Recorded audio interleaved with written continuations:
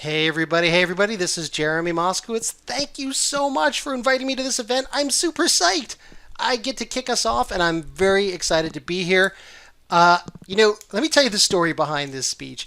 I was reading some, tech journal article and I'm gonna rip apart this tech journal article for you, and I was like, this is a speech. I don't know where I'm gonna do it. I don't know when I'm gonna give it, but I'm gonna give this speech.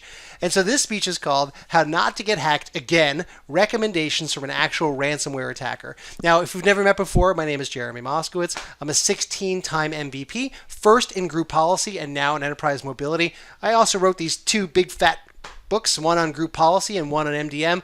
All I think about is the desktop and protecting it. Now, I'm also the founder and CTO of PolicyPak Software, and Dave gave me permission to do a little PolicyPak demo in the middle. So hopefully that is useful because it does hook into exactly what we're talking about here. All right. So with that in mind, imagine this is you. You wake up to this in your world. We have downloaded more than 2 terabytes of your private sensitive data, including your billing info, insurance cases, spelled wrong, financial reports, business auditing, banking accounts. We also got corporate correspondence, clients about your clients such as AXA, Abbott, AIG, Amazon, Boston Scientific, Facebook. You can see those are in alphabetical order and so on. Okay, and we even have more information about your partners and staff. And then you look. They've got some screenshots there from like a screenshot sharing service to prove that they mean business, because that is proof that they have what you own. Whew, okay. Whole data gathered from your private files and directories could be published to the mass media for breaking news. Your partners, clients, and investors would be notified about the leak. But if we make a deal, everything would be kept secret and all of your data would be restored. Now, there's a phrase for this. It's called a pants wetting experience. You don't want to wake up to a pants wetting experience for sure. But let's walk through it. So if you want to go through this article, not now, you can read about it, how this company called CWT, which is a travel agent, which I'll explain what they do a little bit, paid millions of dollars in ransom to cyber criminals. Now, what they did, and I don't know how it happened, but the chat between the bad guys and the good guys is in the article. Now, you don't have to read the article because I've got it all right here. It says, what do we need to do to get our data deleted from your servers and unlock our files? And the friendly support. It says, yep, we've got 30,000 infected devices of yours in different countries. Our price consists of 2 services, decryption and deleting. And then they say, all right, well, if we can pay you within 24 hours, then we can wrap it up and give you a 20% discount. It's like, wait a minute, this isn't just a couple of guys in their basement. This is clearly well thought out. Now, you can see that this is where it gets really interesting between the good guys and the bad guys. The good guys are clearly keeping a level head, and I think I know why, and I'll tell you why in a minute. But it says, I appreciate the discount and kind words here, but to be honest, we're hoping something that actually we could do and have available on cash on hand for. I completely understand this is a business for you, so he's treating the bad guy like a professional. But right now, I'm tasked with keeping our business afloat. In honesty, $8 million puts us in a spot where we need to double our current revenues just to keep our doors open. We could get you $3.5 million potentially today if we found some common ground. I'm not saying or belittle your team's work here. It's all very professional and sort of reverent here. I'm just trying to help prevent future layoffs on our side. The bad guys. We appreciate your offer, but understand us too. This is the market, and you've been offered an adequate price. Unfortunately, the amount you've offered is not enough to close our deal with you. We gave you 20% discount because we're ready to bargain heavily, but because we see your business spirit and immediately give you a good discount, we can offer 5% discount more or payment by installments. So if you give us $4 million, we'll give you the decryptor, and afterward you'll pay the rest, and then we'll delete your private. Yeah, this is like doing a transaction on a house. You give me a credit here, and I'll not have to do the aluminum siding there. It's like they've got the angles. They knew what they were getting into here. So, thank you for all this in a very timely manner. Oh, you're welcome, and it's a pleasure to work with professionals, say the bad guys. If there are any questions, feel free to ask. And please confirm you wrote down all the important information because you need to keep it in case it goes bad. And then this is, I don't have a screenshot of this, but it is in the article. Okay, let's get this moving forward. What are the next steps? And that's, I don't know what happened from there, but they paid it. All right, so they paid the ransom and they unlocked it and the company still exists and they've moved on. But here's the best part. here's where it gets really cool and really interesting. The final resolution. Okay, so this is the bad guys on the way out the door saying, basically, thank you for your money. That was great. Now here's a list of recommendations to avoid such things in the future, and this is what my talk is really about. I'm going to bust into all of the advice that they're using here to help keep the next bad guy at bay. Turn off local passwords. What does that mean? Force end of admin sessions. In group policy, set up wdigest 0. We'll figure what that means. Update passwords every month. Check the granted privileges for users and make them maximally reduced privileges and access only to exact applications. In most cases, it would be enough to use software like AppLocker. Approve to run only necessary applications only. Don't count on antivirus. There's no AV that really helps. They can be useful only in long-term infections. If hackers for some reason didn't attack in a short time, I'll cover that. Install endpoint detection and response, EDR, and teach the IT admins how to work with it. And for huge companies, we suggest 3 system admins working 24 hours. Working 4 admins working 3 hours, 8 hours a day would be enough. Wow, it's pretty specific about telling us how to do our jobs. Fair enough. I guess they won. They can tell us whatever they want. They got the money. We didn't get jack. So anyway, long story short, now what I want to do is I want to unravel and bust apart all the tips. What are they talking about? Turn off local passwords. What does this mean? So, it is true that local passwords exist on Nboxes by default, but they don't have to, and Microsoft, rightly so, is pushing us toward this passwordless future. There's very little downside if you're going to have a local password on the box to make it incredibly long and strong. Okay, so the problem though is that you already do this for websites. You already have like a password manager for websites where if one website gets hacked, then you want to make sure that the password used in website ABC isn't used against you in website DEF. Well, so this turn off local password translates to 2 tips.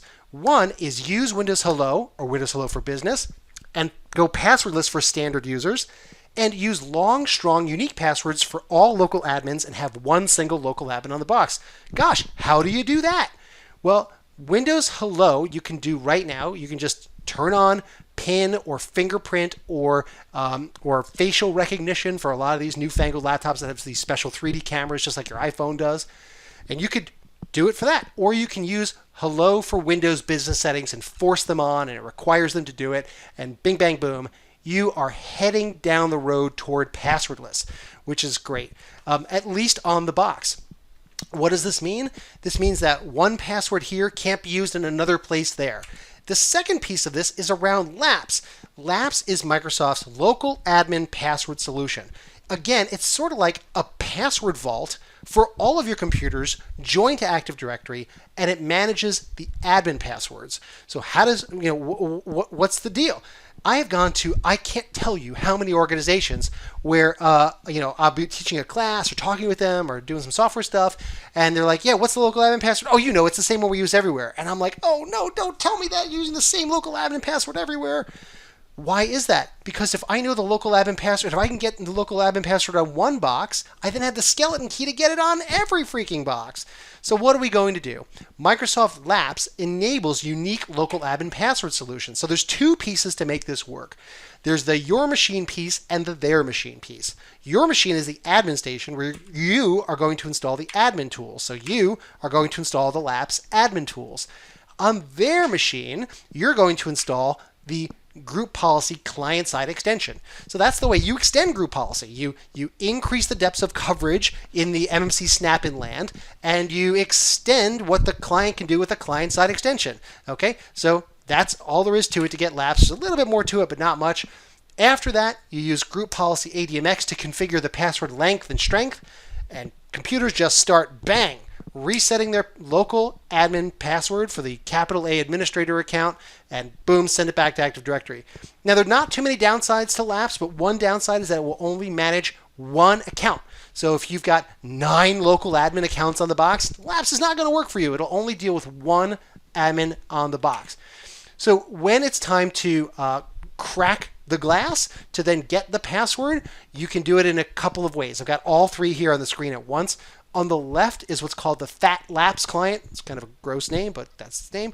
You double click on admin password UI, and then if you are in the group that has the ability to open the password, well, then you have the ability to see, to get that password, right here.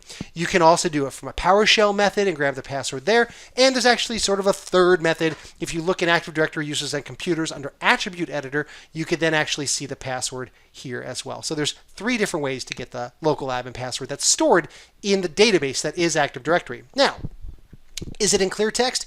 Yes, it's in clear text, but don't panic about that, because again, the point is that you as an admin, you're going to have ridiculously strong passwords or password lists, and the point is that these things are against ACLs. So you do have to believe in ACLs in the first place, right? You are storing data in NTFS land and in the registry and the operating system under ACLs. You kind of have to believe in something, and the point is that this is stored in kind of the same way. So it is clear. So if that freaks you out, then LAPS may not be the right thing, but it is sanctioned and Microsoft does bless it, and it is used by lots and lots of organizations, which is pretty awesome. Okay, tip number 2. What is it saying? Set W digest to 0 to block storing creds in memory. Now, I didn't know this one. I knew a little bit about this one, but I had to look this one up after I read the article. Set W digest to 0. Now, this is the advice the bad guy, gave the good guys. And so I looked this up, and this has to do with Mimikatz. And so let's sort of go through. I'm not a Mimikatz expert. I'm not this isn't like my main bag, but I get the idea. The idea is that if I'm a big dumb user and I convince an admin to remote control into my machine and log on with that admin's big bad domain admin creds and then log off, that domain admin's password is stored in memory. Not good. So what Mimikatz does is it tears through memory and looks for the password. You can see it right there, okay? So you can go check this out when you want. Now, once you shore up, again, this problem is only for Windows 7 and 2008. My understanding is that this is not a problem anymore, but it was clearly a problem with this company, okay? And therefore, the way to solve this is to use, registry item to add it. I tend to use group policy preferences for that kind of thing. And you set the use logon credential to 0. And what happens? Boom, Mimikatz is like, no, can't find the password, and you're off to the races. So this sort of this tightens up this vector of the administrator coming in over the wire, doing some work, and logging out and keeping that thing in memory. Again, my understanding is that this isn't a problem anymore, but what the heck? Do it anyway. Who cares? It doesn't hurt anything. Tip number 3. The bad guy said, force the end of administrator sessions.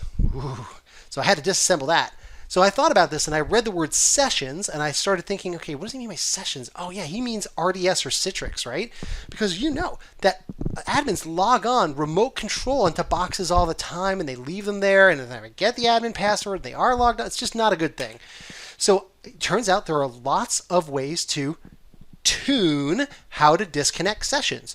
So here's my favorite one. Set time limit for disconnected sessions. Bang, 1 minute. And if you walk away, because it's cold in the server room or you lose your connection because you're remote controlling from home into some other box or the VPN, whatever it is, hey, at least the session is going to disconnect and terminate, okay? X number of minutes in. And who cares? You got to put your credentials in again with your smart card or your 2-factor or whatever it takes in order to make that happen. That's fine. Security for you should be annoying. Security for users should not be annoying. So the point is that these are the kinds of things you can tune right there. All right. Now, if you wanted to do the same thing for any normal account, you could do that as well. Okay. How do you do that? Well, what you could do is you could set a scheduled task. I found this blog entry. It walks you right through it. It's called, set the user logout, and you just enable it on idle. You just run the log off command, and you do it when the computer is idle for X number of minutes, and bang. This will prevent a user session from just sitting there, spinning its wheels, having the ability for somebody to hack at it over the network, which is nice. Tip: update passwords every month. Remember the bad guy said that too? I call this the red herring. I think actually his advice is well-meaning. I think he thinks this is good advice, But Microsoft has suggested that maybe this isn't such a great idea. Why is that? Because what people will often do is they will have passwords like summer 2020 hello world 123, winter 2020 hello world 123, hello summer 2021 123, that kind of thing, and they'll be repetitive. So the idea, and you can see, so in these cases, the next password can be predicted based on the previous password. So ultimately, and again, this is coming down from very smart people who've worked for Microsoft. If you put all the analysis in a blender, their suggestion is that forcing password expiration requirements for users tends to be something that does not really make a huge impact over the long haul in terms of increased security. And it also even says that often requires no containment because cyber criminals almost always use their credentials as soon as they compromise them. I can see the other side of this. Why could it be bad to rotate passwords? I get it. Again, this is coming down from the mountain. Microsoft's suggestion here. All right, here are a bunch of other little side tips. Don't count on antivirus. No one really helps, he says. Useful only in long-term infections that the hackers didn't attack in short time.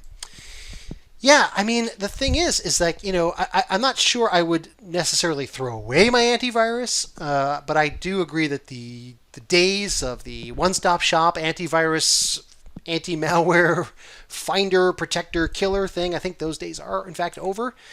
Check the granted privileges for your users to make them the maximum reduced privileges and access only to exact applications. Yep, that's important. We call that the principle of least privilege. Approved to run necessary applications only. Gosh, if we could only ensure that users could only run securely the things that they needed to, that would be amazing. And in most cases, software like AppLocker would be enough. Kind of, sort of. It depends on your environment. So I'll give you the quick pros and cons there. But hey, we're going to talk about Least Privilege Manager, which actually does all these things, right? So it's not an antivirus. It helps maximally reduce privileges for exacting applications and ensures that only necessary applications are only going to run. Now, again, if you've got AppLocker, that's great. I do want to point out that it doesn't run on Pro. It only runs on Enterprise. Least Privilege Manager will run on any version of Windows.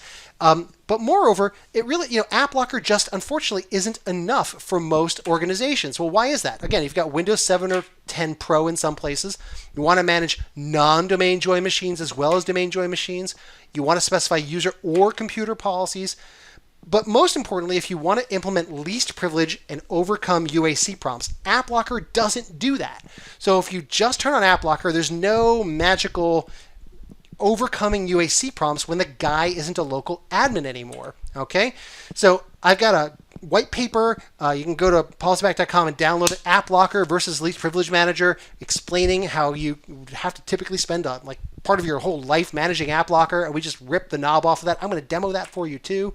Setting it up, super easy. Hey, remember in Labs where we had the admin console for you and the client-side extension for them? Same idea. Admin console for you, client-side extension for them. And it's time to do a quick demo. So let me go ahead and close this out.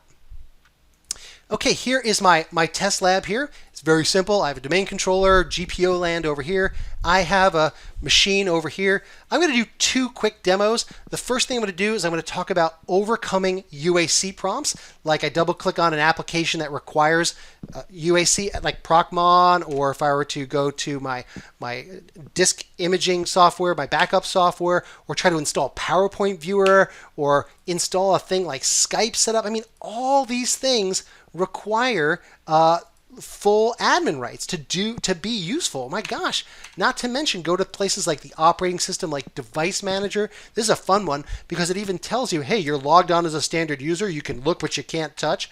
So if you go over here and then you right click, you can't upgrade a driver or change a printer or something like that. So what we'll do, I'm going to show you how to, for my East sales users, I'll do PPLPM demo 123. Okay, so I've got my Least Privilege Manager GPO here. Now, PolicyPak does a ton of stuff. We do, in fact, I'm not going to be able to go over all this, but just to prove a point, we do 17 humongous things, like manage the start screen and the taskbar, the file associations. VPNs, scripts, consolidate GPOs, and a whole bunch of other amazing things. I'm just going to focus on one little aspect. Well, it's a big one, least privilege manager. Let's go ahead and create a new executable policy for our process monitor. So I'll call this a simple rule. I want to use a hash, which is getting a fingerprint of the file. So I'm going to take procmon.exe and say, you are now allowed to run with elevated privileges. Bang, zoom. That's all there is to it. I've created my rule. Let me go ahead and add a second rule for my control panel applet, which is going to be device manager, bing, bing, bing, bing, bing, device manager, there it is. Next, run with elevated privileges, and you are done. And the last one, let me do a Skype installer. That's going to be a Windows installer policy. And in the Windows installer policy, I'm going to create a combo rule and make this more secure with multiple angles. I'm going to say signed by the Skype guys, and the inner digital product info is a particular version. So how do I do that? Select Skype setup.msi, so signed by the Skype guys, and the inner product info is this version or higher. So I'm going to let the user install it with elevated privileges, but the actual application itself will run just fine. Let's go ahead and see this all in action. Let me go ahead and run GP update. I'll go ahead and give this a second to settle in. All right, now that that's done, let's go ahead and do one by one. Procmon, do you run now? Yeah, you sure do. And what I'm going to also show you is what's happening underneath the hood. If I were to go to Control-Delete and go to Task Manager here, let's see what's actually happening. And I were to take a look at the details of what's happening, there is a flag that you can select columns here, and one of them is elevated. Bang, zoom. Okay, and let's take a look. Nothing is being elevated by the user because the user is running with standard user rights, except for Procmon, and Procmon itself is running with the scissors. And we have all the dials and whistles where you can make it so that you can't use Process Monitor to then jump to hyperspace or then run something else with admin rights. I'm not going to show that now, but it's available to you. But the point is that just Procmon is running with admin rights. So just what needs to run here.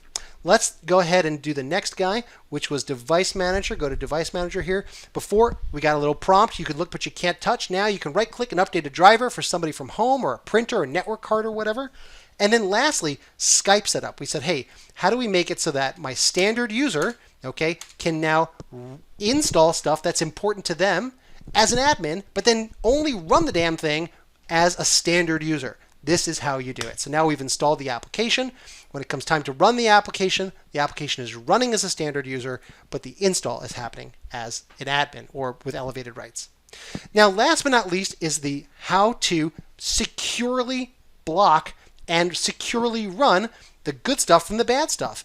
Well, so let's take a look. Here's my lash up. I want you to pretend all this stuff here is stuff you installed correctly, either through SCCM or MDM or Carrier Pigeon or PDQ Deploy or whatever the heck it is, and all your stuff here is crap your users downloaded off the internet. Okay, so if it's crap users downloaded off the internet, you know what? Windows loves to run crap they download off the internet. That's Windows' job. Yeah, spoiler alert, that's Windows' job.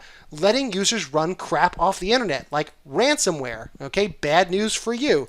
Or any given script or any junky thing they get through email or Java malware, right-click PowerShell malware. It's just a bloodbath out there, man.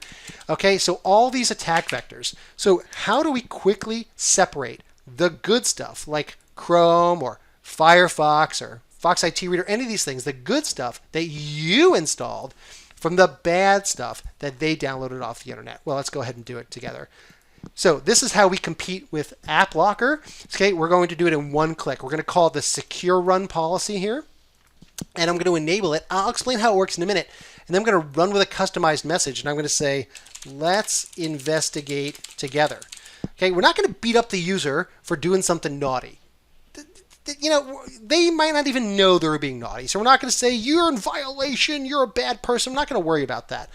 Let's just turn it on first. Say, let's investigate together and see how that goes. So let's go ahead and run GP update here. Give this a second to catch up. Okay, now that that's done, let's go ahead and retry exactly what we did 5 seconds ago. Notepad P, we downloaded off the internet. What's its story? It's blocked. Let's investigate together. They call you up and let's figure it out. Ransomware simulator. Let's go ahead and double click that. Oh, let's investigate that together. How about all those scripts and all those other naughty things? Well, let's investigate those together. They could be good or they could be bad. What about Chrome? Does that run? Yeah, that runs. What about Firefox? Remember, you installed this stuff for the user. That runs. How are we magically separating the good stuff from the bad stuff? Well, let's take a look. Let's take a look at Chrome's properties and look at the security settings, okay? Look who installed it. You, the admin. You are the owner. Let's look at crap the user downloads off the internet. Who owns that? Them, the big dumb user, okay? They're the owner. So how does PolicyPak Secure Run work? What we do is we have this blessed list, okay? If you're on the blessed list, when you install stuff, then other users can keep using it because you're blessed. Who's blessed? Admin, system, trusted installer. You got some wacky guy that runs around from machine to machine like Mr. Runaround Installer guy. That's fine. You can bless him. Or if you got a teacher you want to bless to install software and let the students be able to run that software, all those scenarios are supported. The point is that if the person is on the secure run list, they're blessed. Everybody else, cursed. Let's look again. Who's blessed? You. Who's cursed? Them. So what happens when you go to run the software? They try to, you installed Chrome, Chrome's going to run. They try to run Notepad P, it's not going to work. They try to run Ransom Simulator, that's not going to work. Now it says, let's investigate together. When you hit F1, little secret F1 key, we tell you what's happening underneath the hood here, and you can investigate more and get some more details about this thing. All right. So the last piece of this is, what if you have a good application that you need to let through the doggy door, like CamPlay? I know it's from this company called Camtasia. What am I going to do? No problem. You just right-click, add a new executable policy for the thing that you investigated. I'm going to create a simple hash rule for my little buddy CamPlay here. I don't need to run it with elevated privileges. It doesn't need to run with the scissors. It just needs to be allowed and logged through the doggy door. Okay, because like I said before, I run GP update here, you can see it won't work. But if I run GP update here, give this a second to catch up. All right, now that that's done here, let's go ahead and close this out. We'll go ahead and go to CamPlay, and boom, it's sanctioned. Okay, we let it go through the doggy door. And another thing that's sort of quasi-related here, and you can test this out. I have nothing to do with this company. This other company called KnowBe4. They do ransomware simulations attacks. The idea is that they'll send your users fake emails and phishing attacks, and you get to see who clicks on stuff. But they have a cool utility called RandSim. Cool name, right? And when you run RandSim, it'll tell you how bad you're going to take it in the shorts, right? It's going to tell you how bad it's going to be if you're not protected. Now, what's great about when you use PolicyPak is that before PolicyPak, you are barbecued, and after PolicyPak, you are completely perfect. I didn't plan it that way. I just got lucky. But when you have PolicyPak Secure Run on, Ransom is just like, yeah, man, you crushed it. So that's the good news here. All right. All right, last but not least, you can also take anything you've done in PolicyPak, like the least privileged stuff you just saw, you can export it as an XML for use not with group policy, but if you want to do something fancy pants, like if you want to export your settings as XMLs and wrap them up into an MSI, which would give you a utility for, you can then use Windows Intune or your own MDM service or another service like SCCM or LandDesk or whatever you want, and you can take those exported GPOs and deploy the client-side extension, the moving part that makes it go, the licenses, and the exported directives, and you just go to your endpoint using MDM, you go ahead and click on sync, and magic occurs, okay? So the point is that we work with group policy and also not group policy, which is great for projects that are not just least privilege manager related. You have any kind of thing and your MDM service is kind of, not quite doing it for you. You should take a look and see all the stuff that we've got. Maybe something in here like taking all real GPOs and getting them into MDM land can help you out, and not just, the cool least privilege manager stuff. Tons of stuff here. All right, moving on. Back to the recommendations. So let's go ahead and take a look at them one by one. So we covered turn off local passwords. We talked about forcing the end of admin sessions. We talked about setting the W digest value to 0. We talked about the red herring of updating passwords every month. We talked about granting privileges for users with maximum reduced privileges and access to exacting applications. Okay, we talked about that. Ability to approve and run only the right applications. Don't count on antivirus. There's no one AV that really helps. The last one is, install endpoint detection and response security software. It depends on your story, man. I being able to have like 24/7 and knock and having people alerts and phone calls come. I don't know. I think prevention is the best medicine. I think, detection is good too, but prevention is for me really where it's at. So, okay, final thoughts that are not part of his takeaway. These are part of my extra takeaways. So these are just extra things I think would be useful for you. 1, test the crap out of all your backups, my friend. Everything around data first, okay? Because if you have your data, you can do whatever you want, okay? You could tell them to go scratch. It doesn't matter.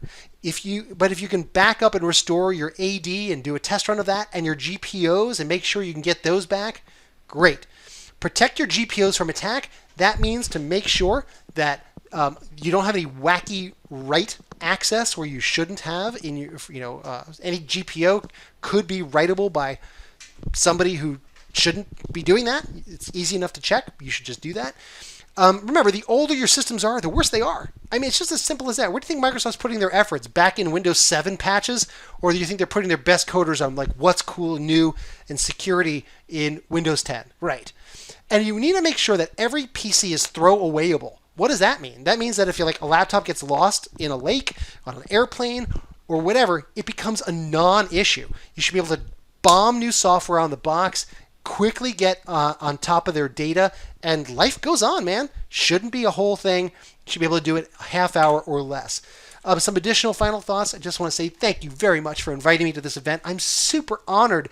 And again, if you liked what you saw with regards to PolicyPak, you can email sales@policypak.com and you can start a trial. And thanks again. I really had a great time. Have a great rest of the conference and talk to you soon. Thanks, everybody.